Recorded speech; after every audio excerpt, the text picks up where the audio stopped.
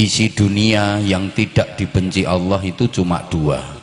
Satu, zikir. Dua, pendidikan.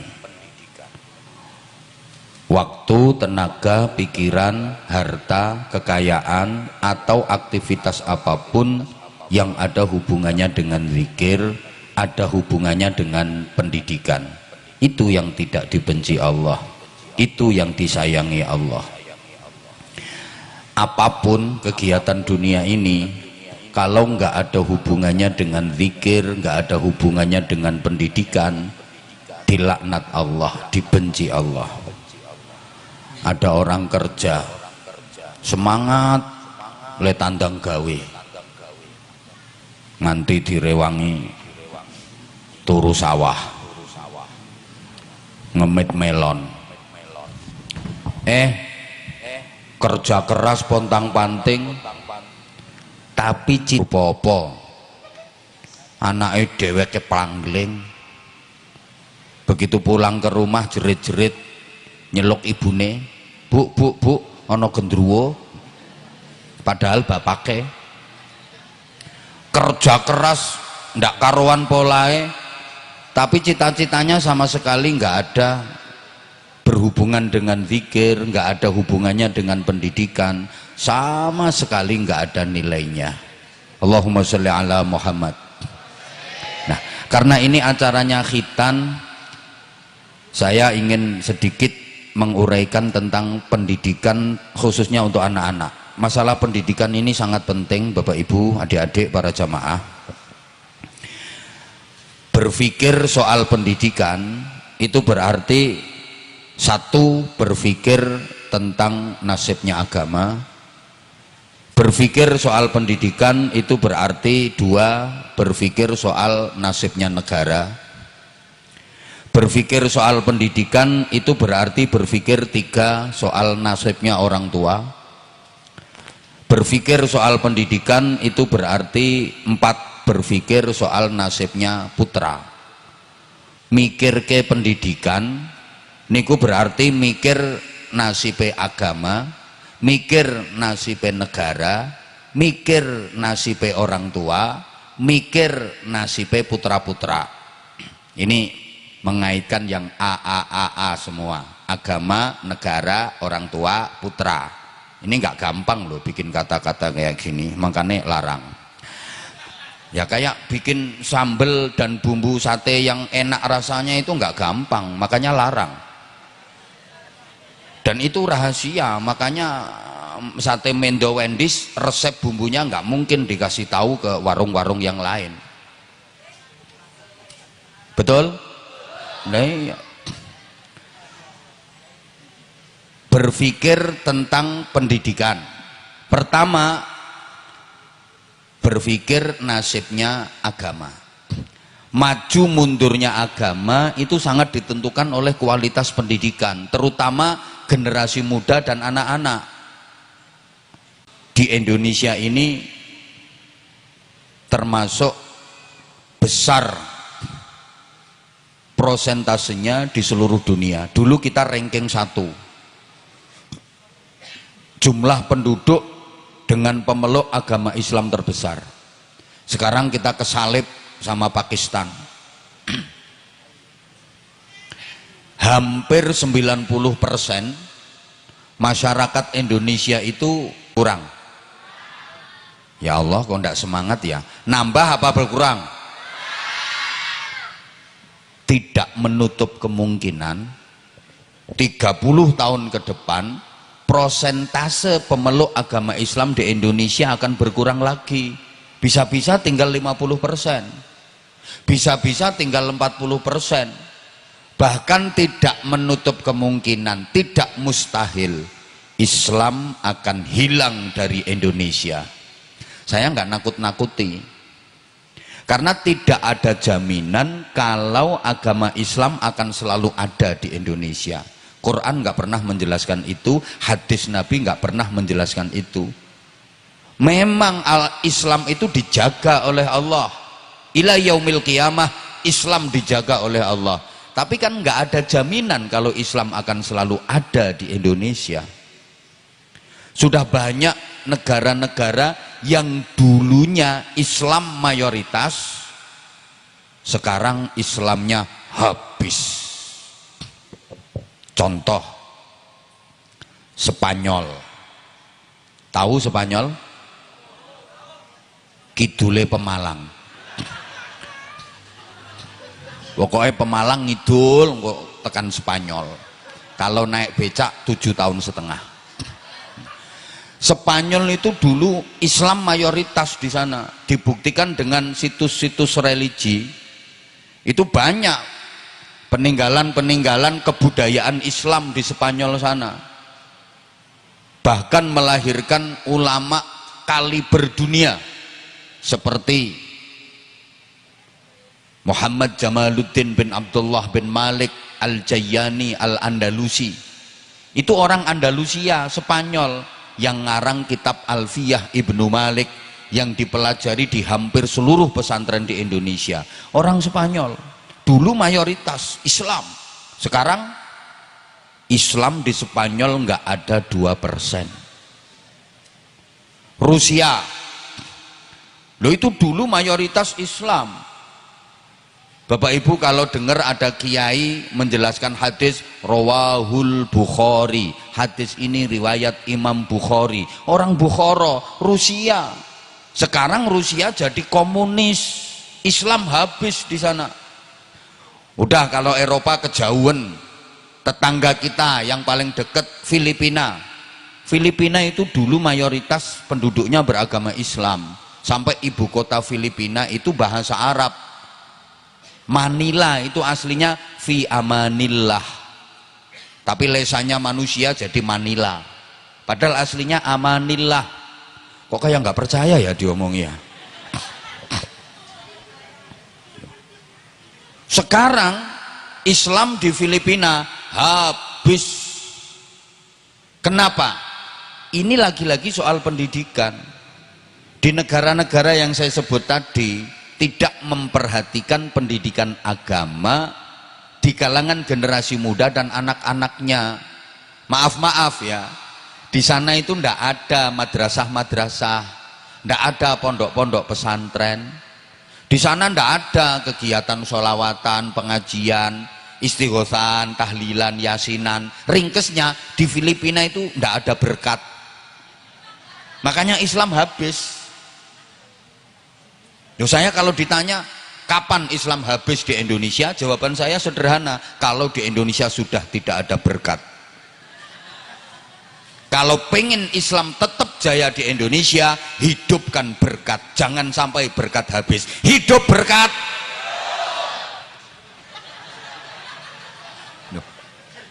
Sampai anti teni omongan saya. Kalau sudah tidak ada istighosan, zikiran, yasinan, tahlilan, Islam akan habis.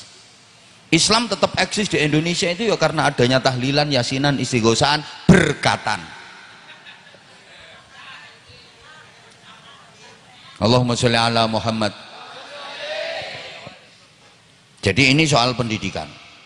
Berpikir pendidikan berarti berpikir tentang nasibnya agama. Kenapa agama Islam kok bisa berkurang, bahkan habis? Bapak Ibu adik-adik bermaaf, kita itu dihadapkan dengan 4 musuh. Jadi kita ini dihadapkan dengan 4 musuh dan kita harus tahu musuh kita siapa. Kalau nggak tahu musuh, wah ini nanti kacau ini hidup. Ibarat orang main sepak bola harus tahu mana kawan mana lawan. Wong bal-balan orang ngerti musuh. Muser wae apa meneh orang ngerti pancere gawang. Kayak muser wae. Kita harus tahu siapa saja musuh kita. Lil mu'mini arba'atu a'dain. Bagi orang mukmin itu ada 4 musuh yang harus diwaspadai. Siapa saja mereka? 1, mukminun yahsudu. Musuh yang pertama adalah sesama orang mukmin yang hasud. Ini pertama. Kedua, wa munafiqun yabghaduhu. Orang munafik yang membenci. Ketiga, wa kafirun yuqatiluhu, orang kafir yang memerangi, pengen menghabisi Islam. 4, wa syaitonun yudhilluhu, setan yang menyesatkan. Dari 4 musuh ini, bayangan sampean, musuh terbesar dan terberat adalah setan. Betul? Salah. Setan itu musuh yang paling ringan di antara 4 musuh kita. Setan itu paling ringan, paling enteng. Musuh paling berat yang pertama tadi, mukminun yahsudu, sesama orang mukmin yang hasud, yang iri, yang dengki. Terbukti banyak perjuangan Islam gagal bukan karena setan, bukan karena orang munafik, bukan karena orang kafir, tapi karena orang mukmin sendiri yang hasud, yang iri, yang dengki. Ada madrasah itu bubar bukan oleh setan bubarnya, bukan karena orang kafir, tapi ya karena sesama orang Islam sendiri yang iri. Mantan pengurus, aku sekarang males ngurusi madrasah, soalnya aku udah nggak dijadikan pengurus. Orang-orang yang tak kendoni anaknya nggak boleh sekolah di situ, bubar sekarang madrasah. Salahnya aku nggak dijadikan pengurus. Ada apa nggak yang kayak gitu? Ada, ini orangnya dateng kok. Loh, jamaah tahlil iso bubar gara-gara wong Islam dewe, bukan gara-gara setan, bukan gara-gara orang kafir. Jamaah tahlil lingkungan itu ada rutinan jamaah tahlil tiap malam Jumat, bubar gara-gara apa? Ya anggotanya sendiri yang iri. Aku gak didadekke pengurus, tak bubar ke tahlilan. Wong-wong tak kendoni, aja melu, aja melu, aja melu, aja melu, bubar tahlilan. Halo? Menghadapi orang hasud itu Masya Allah. Berarti musuh terbesar dari warung sate kambing muda Wendy's ini ya sesama warung sate. Betul? Yang iri karena kalah laris. Hati-hati, mulanya kuat-kuatan dukun.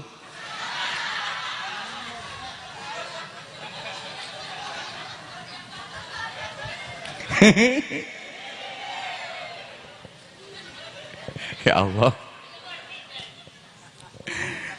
Yang kedua, musuh kedua itu orang munafik yang membenci. Menghadapi orang munafik itu ya susah, karena orang munafik itu luar sama dalamnya beda. Luarnya menampakkan Islam tapi dalamnya menampakkan musuh. Orang munafik itu serigala berbulu domba. Jarine wong Jawa kaya welut kecemplung oli. Wis lunyu banget bisa. Susah ngadepi orang munafik. Dulu yang paling nyusahin Rasulullah itu orang munafik.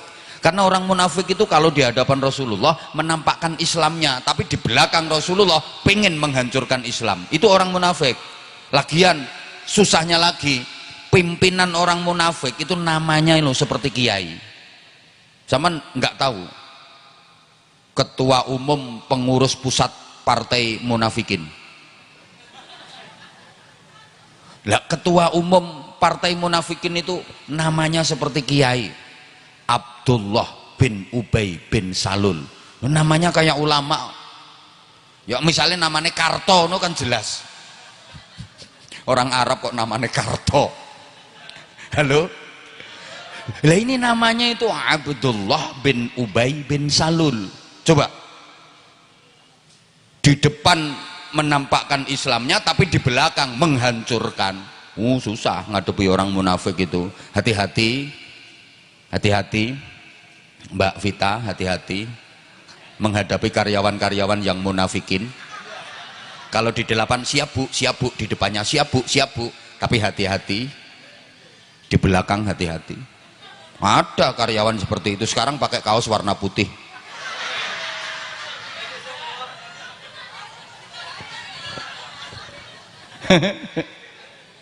Musuh ketiga siapa? Wa kafirun yuqatiluhu, orang kafir yang memerangi. Gini ya, orang kafir itu kalau memerangi Islam tidak diperangi secara fisik, tapi cita-citanya tetap pengen menghabisi Islam. Mereka tahu Islam itu nggak bisa diperangi secara frontal, secara fisik. Orang Islam kalau diperangi secara frontal, secara fisik, malah menjadi-jadi. Semakin kuat ghirahnya, semakin kuat semangat keislamannya. Nggak bisa. Orang Islam itu nggak bisa diperangi secara fisik, malah ngamuk. Misalnya ya, di daerah Tegal sini ada pengumuman, ada peraturan undang-undang, seluruh warga masyarakat Tegal dilarang menjalankan sholat Jumatan. Saya yakin semua orang Tegal ngamuk, keluar bawa celurit, bawa pentungan. Siapa yang melarang Jumatan, serang. Padahal yang bawa pentungan nggak pernah sholat Jumatan. Ada ini orangnya lagi ketawa. Loh, orang Islam itu nggak bisa diperangi secara fisik frontal, ngamuk malahan. Makanya cara menghabisi Islam tidak diperangi frontal secara fisik, tapi diperangi lewat budaya. Contoh saja, anak-anak muda dan anak-anaknya orang Islam itu dijauhkan dari nilai-nilai agama. Itu cara memerangi lewat budaya. Ngapunten. Kita sebagai orang tua kan wajib mengenalkan anak-anak kita kepada keluarganya Nabi. Putra putrinya Nabi itu ada berapa, namanya siapa saja, cucunya Nabi namanya siapa saja, kakek buyutnya Nabi namanya siapa, paman bibiknya Nabi namanya siapa. Kalau anak-anak kita nggak kenal keluarga Nabi, kita orang tua berdosa. Wong Nabi itu idola kita kok. Tapi coba sekarang dites, anak sampean tes, nak, bibinya Rasulullah namanya siapa saja, nggak bisa jawab anakmu.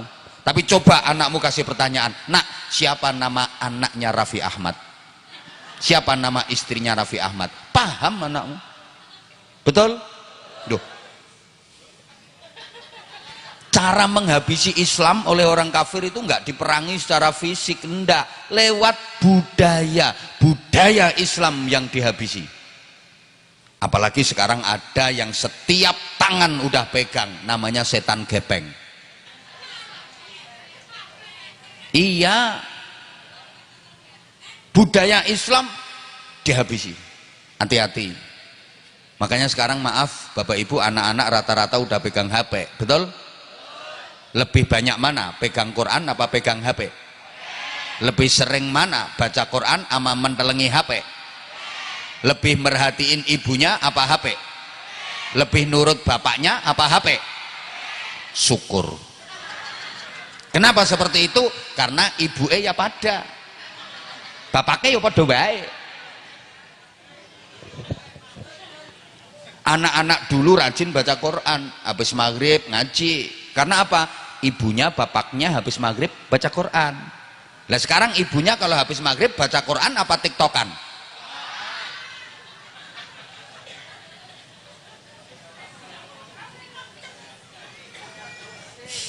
Udah, sekarang yang keempat. Ini waktunya ngaji cuma 30 menit kok. Ya. Yang ngerasa nggak ikut nyumbang nggak usah cerewet. Musuh yang keempat adalah setan. Nah setan ini sepertinya dianggap sebagai musuh paling berat, padahal enggak. Setan itu musuh paling enteng, setan itu musuh paling ringan. Bapak Ibu, kalau pengen mengalahkan setan itu gampang. Ini pengakuan setan sendiri. Setan itu dibacakan ayat kursi, dia lari terbirit-birit, kebakar hangus dia. Lah kalau orang munafik, orang mukmin yang hasud dibacakan ayat kursi, meringis, kecuali dilempar kursinya.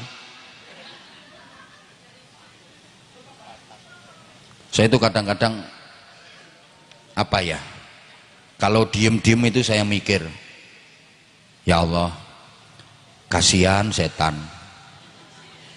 Loh, saya sering gitu loh, saya sering kasihan sama setan. Kasihannya gimana? Setan itu selalu jadi kambing hitam, setan itu selalu jadi sasaran. Ada apa-apa yang disalahin setan. Coba ada manusia nakal, itu yang disalahin selalu setan.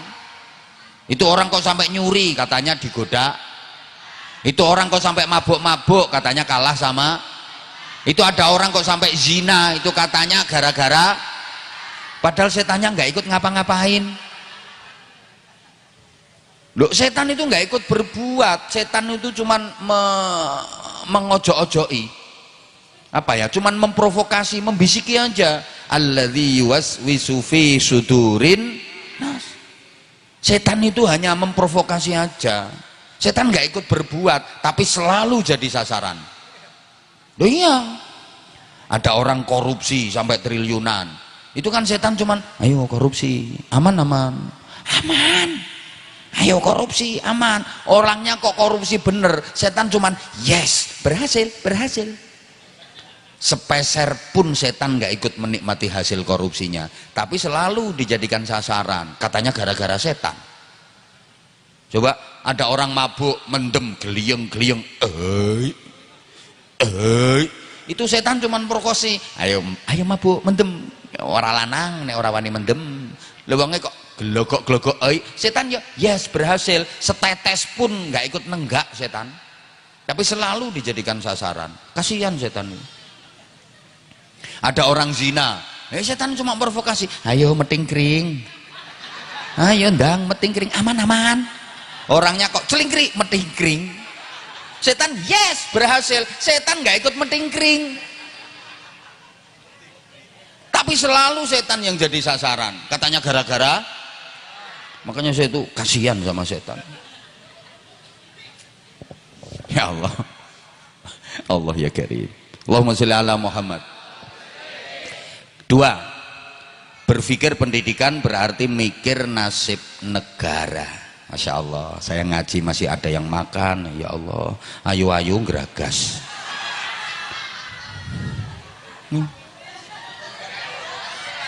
Muga-muga keselak. Mungkin mikir petentengan kok kono. Mulane lemung.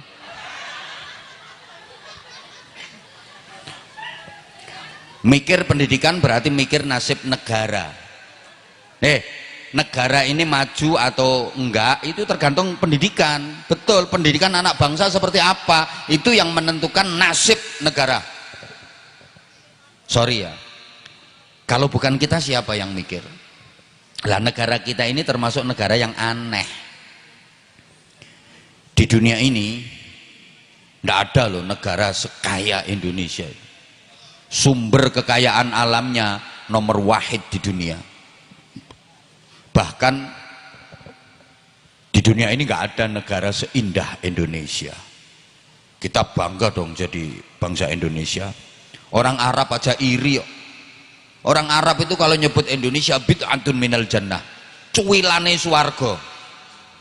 Jadi swarga itu dianggap cuwil, jatuhnya dari Indonesia ini. Makanya orang luar negeri kalau ke Indonesia kerasan-kerasan, betah-betah. Memang negara kita indah. Gunung Indonesia ini paku bumi. Bumi ini gerak-gerak terus, nggak bisa ditempati makhluk. Karena bumi ini di atas air. Dunia ini kan lebih banyak air daripada buminya. Gerak-gerak terus, nggak bisa ditempati makhluk. Sama Allah dipaku supaya tenang, pakai gunung. Jlep. Lah, paku bumi yang paling kuat itu ya gunung-gunung di Indonesia. Hutan Indonesia adalah paru-parunya dunia.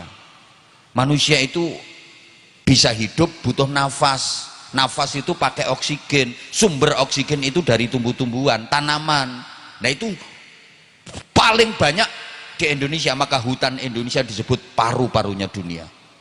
Keren Indonesia ini. Cuma sayang sekarang hutan banyak yang gundul karena kayunya ditebangi orang-orang yang tidak bertanggung jawab. Gara-gara salah mengamalkan wiridan.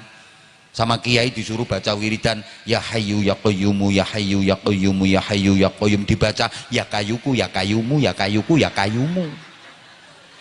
Akhirnya ditebangi semua itu kayu-kayunya. Ya Allah, ya Allah. Padahal itu kalau ketangkep hukumannya berat. Cuma sayang yang dihukum itu yang nyurinya terlalu sedikit. Makanya dia dihukum. Kalau nyurinya banyak aman. Halo? Laut Indonesia adalah lautan paling indah di dunia. Kalau ada yang bilang laut paling indah itu laut Atlantik, laut Pasifik, bohong itu, salah. Masih lebih indah laut Indonesia, karena di dunia ini nggak ada laut yang ditunggui Nyi Roro Kidul kecuali Indonesia.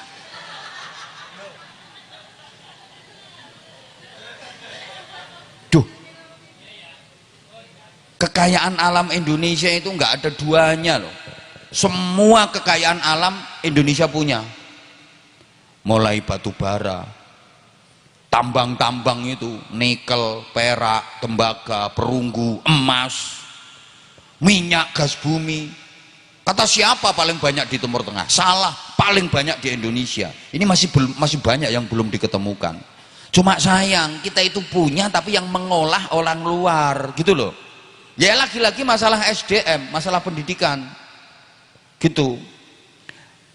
Kalau di dunia ini ada, di Indonesia pasti ada.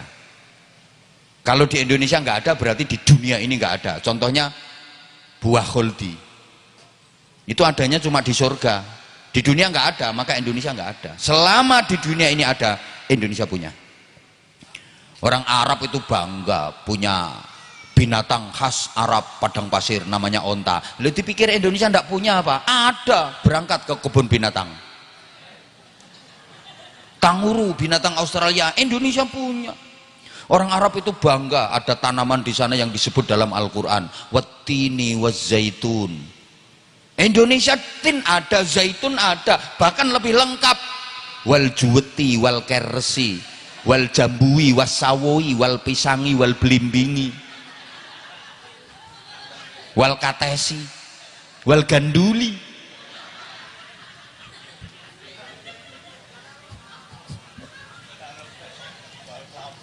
Wal kelopani wal cermi. Lengkap Indonesia ini. Loh, mana ada di dunia yang seperti Indonesia? Nggak ada. Loh, kita harus bangga loh jadi orang Indonesia. Mulanya sampean nggak usah kadek menggaya pengen Eropa, sidik-sidik bahasa Inggris, sidik-sidik bahasa Inggris. Bangga pengen jadi orang Inggris, ya minggat sana pindah ke Inggris. Ngapain ngomong Jawa isin bahasa Indonesia malu? Ngapain ngerti agama dikit nggak mau, saya kamu aku pean, nyonge rika nggak mau, ana antum ya khair pret irungmu pesek ya khair ya nyonge reka aku sampean ngono wae, ora kudu ana ente ana antum. Kowe dudu wong Arab irungmu pesek ngono ana antum pret. Malu jadi orang Jawa gara-gara pesek. Aku pesek gak malu, kan manis, malah awet uripe, ngirit nafas. Sing mancung-mancung kuwi boros cepet mati.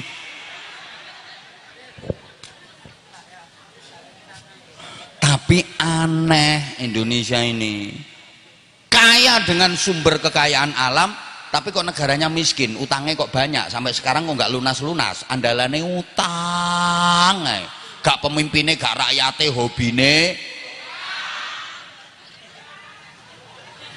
Lah ini gara-gara pendidikan. Siapa yang mau memikirkan pendidikan kalau bukan kita? Ngono lho. Terus nyumbang pira. 3 sekarang. Mikir pendidikan berarti mikir nasibnya orang tua. Oke, Bapak Ibu jamaah rahimakumullah, gini ya, sampean sebagai orang tua, sampean punya anak, itu tambah bahagia apa tambah menderita? Oke, tolong dijawab ya. Sampean punya anak itu tambah mulia apa tambah hina? Oke, sampean punya anak itu tambah pahala apa tambah dosa? Anak-anak sampean itu mengantarkan sampean ke surga apa menjerumuskan sampean ke neraka? sampeyan gadah anak kuwi gampangke sampeyan mlebu swarga apa malah njlomprongke sampeyan manjing neraka?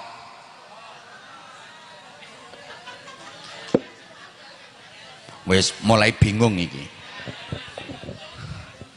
Loh, ini pentingnya pendidikan nanti gitu maksud saya.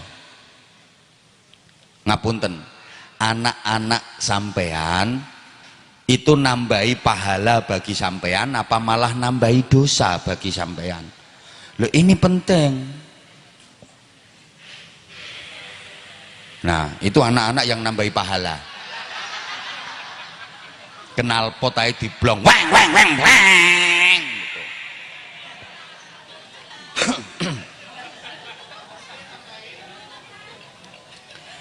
Banyak orang tua yang mulia di dunia gara-gara anak, banyak orang tua yang menderita di dunia juga gara-gara anak, betul? Demikian pula kelak di akhirat, banyak orang tua yang masuk surga karena anak, banyak orang tua yang dimasukkan neraka juga karena anak.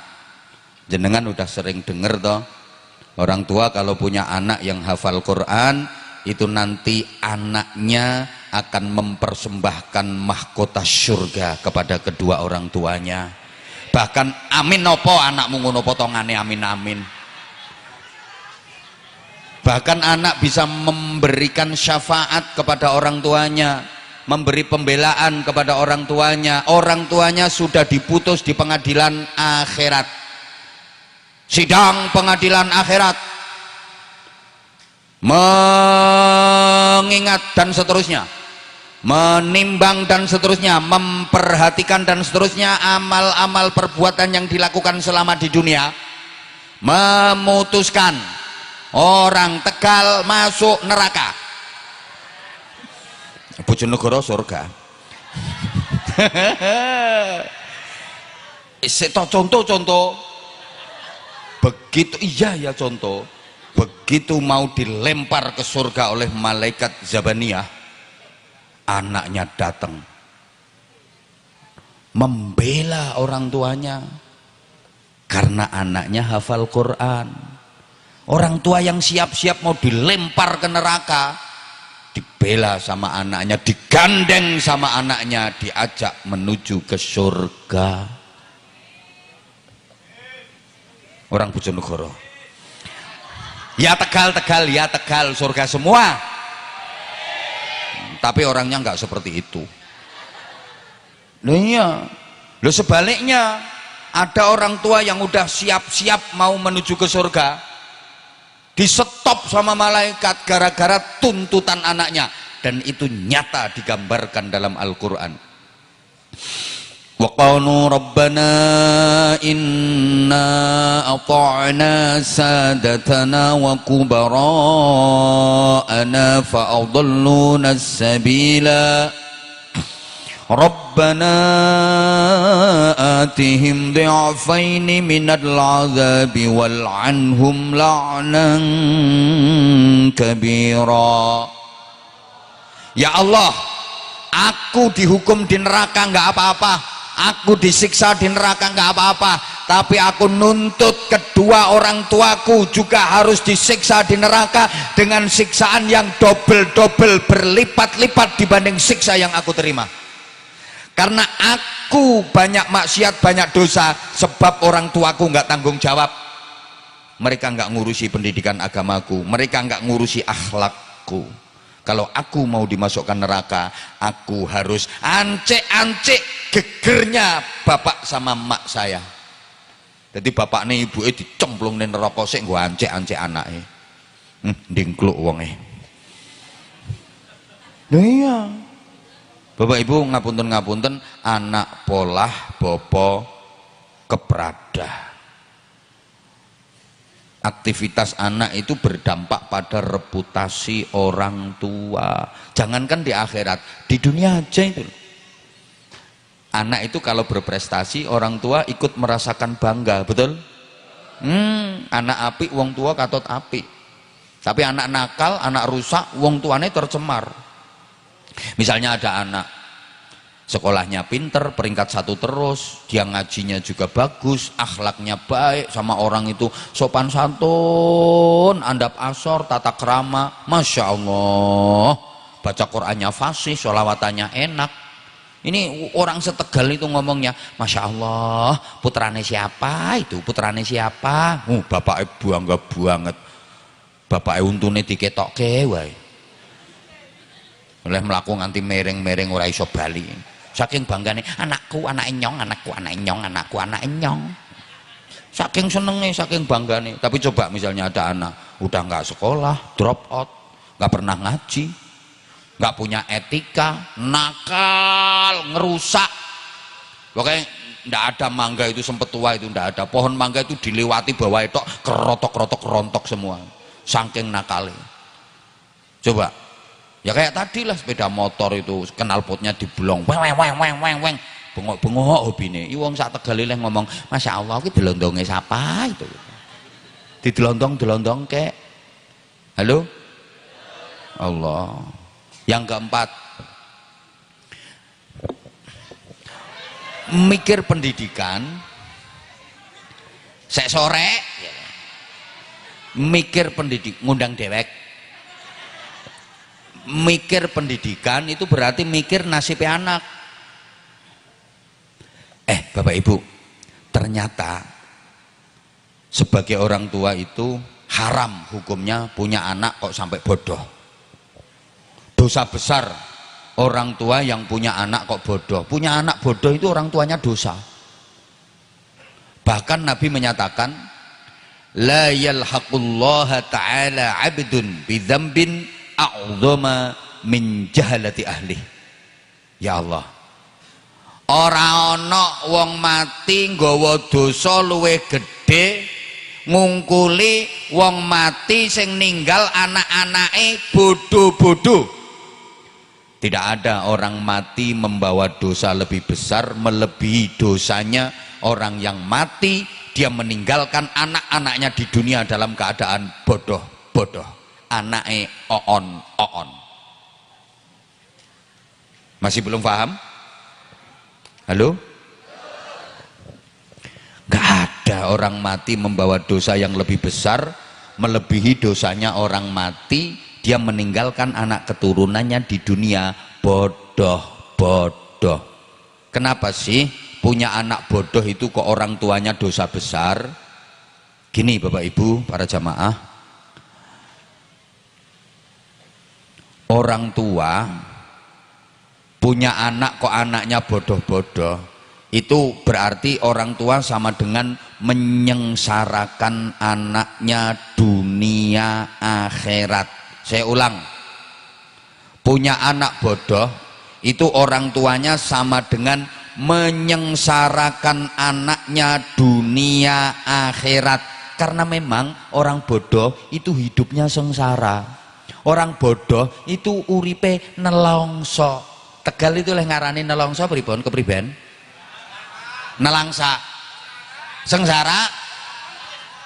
Orang bodoh itu hidupnya nelangsa, hidupnya sengsara. Udah sekarang urusan dunia aja sengsara. Urusan akhirat juga sengsara. Orang bodoh itu. Orang kalau bodoh, urusan dunianya aja sengsara. Kerja orang bodoh pasti kerjanya rendahan. Jadi pesuruh. Nggak ada orang bodoh kok jadi bos. Kerja atasan, kerja yang bergengsi dengan gaji tinggi, dengan pendapatan besar. Mesti itu orang pinter-pinter itu, betul? Orang bodoh itu kerjanya ya, sorry ya, saya nggak melecehkan, nggak. Ini kan fakta. Supaya anak-anak kita jangan bodoh kayak bapaknya. Duh, dianggap pelecehan terserah yang anggaplah, orang saya menjelaskan kok. Orang bodoh itu nggak bisa dia punya pekerjaan yang bergengsi dengan gaji tinggi, nggak ada ceritanya. Ya orang bodoh itu kerjanya ya kerja rendahan, kerja kasar, gajinya dikit, betul? Loh, ini urusan dunia.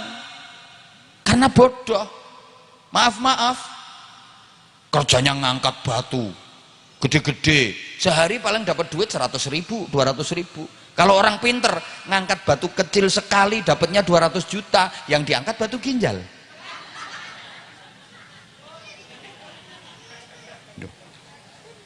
Nggak ada acara kayak gini.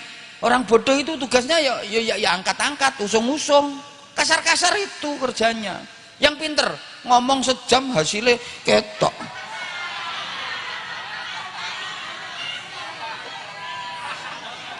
Halo? Loh, bener apa enggak? Ini baru urusan dunia loh. Oh, beda banget. Makanya Al-Quran menyatakan qul hal yastawil ladzina ya'lamuna wal ladzina la ya'lamun. Enggak sama. Orang pintar dengan orang bodoh itu enggak sama. Apanya yang enggak sama? Semuanya enggak sama. Gayanya enggak sama. Omongannya enggak sama. Jalannya enggak sama. Bayarannya enggak sama, ibadahnya enggak sama, pahalanya enggak sama, nasibnya enggak sama. Loh, orang bodoh dengan orang pintar baunya itu loh enggak sama. Orang pintar itu baunya sedep, orang bodoh itu lebus-lebus tengi.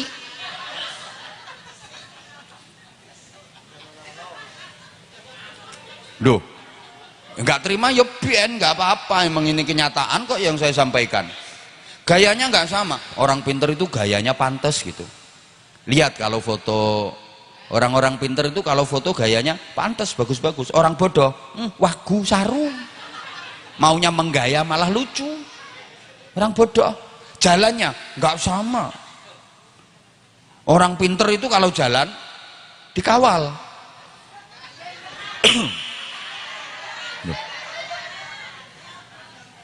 Nggak ada orang pinter jalan sendirian itu. Lihat itu, bupati, gubernur, menteri, ulama-ulama, nggak ada jalan sendirian, pasti selalu dikawal, didampingi, duduknya enak, kasih suguhan. Lah kalau orang bodoh melaku ya keluyur, doprok, dongsong itu. Ya Allah, maaf banget. Ya Allah, tidurnya aja nggak sama. Naumul alim khairun min ibadatil jahil. Tidurnya orang pinter lebih baik, lebih dicintai Allah daripada tidurnya orang bodoh. Loh, orang alim, orang pinter itu kalau tidur pakai ilmu, makanya tidurnya bernilai ibadah. Orang bodoh ibadah dia nggak tahu ilmunya, ketolak ibadahnya. Baca Qur'annya nggak sama. Ayatun min alim khairun wahabu ilallah min juz'in wahidin minal jahil. Orang pinter baca Quran satu ayat itu lebih baik, lebih dicintai Allah daripada orang bodoh baca Quran satu juz. Nah kalau orang pinter baca 10 ayat ya sama kayak orang bodoh 10 juz. Makanya orang-orang pinter, kiai-kiai itu jarang khataman Quran, takut kebanyakan pahala. Paling bagian Fatihah sama doa. Yang suruh baca Quran ya santri-santrinya yang bodoh-bodoh itu. Halo? Loh, nggak adil dong. Masa ini yang bodoh baca Quran dapat 10 juz, orang pinter cuma 10 ayat kok pahalanya banyak yang pinter. Justru di situ adilnya Allah. Orang pinter itu kalau baca Quran angen-angen sak maknane, kalau orang bodoh angen-angen sak mangane. Satu ayat orang pinter itu lebih baik daripada satu juz orang bodoh. Kok enggak percaya sih kayaknya? Kemarin waktu bulan Maulid itu saya ceramah itu mulai Jawa Timur, Jawa Tengah, Jawa Barat, Jakarta, Kalimantan, Sumatera, ya, kemana-mana. Saya cuma bawa satu ayat, laqad kana lakum fi rasulillahi uswatun hasanah. Satu ayat itu hasilnya masya Allah.